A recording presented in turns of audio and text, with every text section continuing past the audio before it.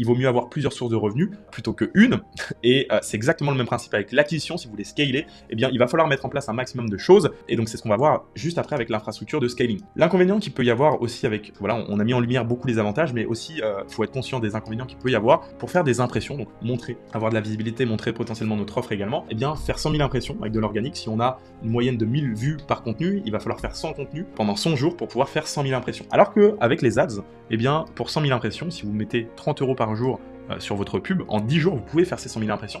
Et ce qui nous permet justement eh bien, de backtester, de valider un angle marketing, un positionnement ou votre offre beaucoup plus rapidement. Notamment, ce qui est bien aussi avec les ads, c'est que vous avez plusieurs en fait, eh bien, niveaux de conscience, ce qu'on appelle d'awareness. Il y a 5 niveaux par rapport à ça, eh bien, de conscience de votre prospect, de votre avatar client. La plupart du temps, eh bien, avec la création de contenu et l'acquisition organique, vous allez toucher eh bien, les 3 premières typologies de conscience de votre avatar client. Mais malheureusement, eh bien, la plupart du temps, ce qu'on appelle unaware, donc totalement inconscient des solutions et des problématiques bien que peut avoir votre client, ou encore problem aware, il est conscient des problématiques mais il ne sait pas quelles sont les solutions, eh bien ça c'est la plus grande partie, la plupart du temps, de votre marché. Et avec les ads, vous allez pouvoir attirer ces gens-là eh bien, qui ne sont pas conscients qu'ils ont un problème ou qu'il existe des solutions à ces problématiques.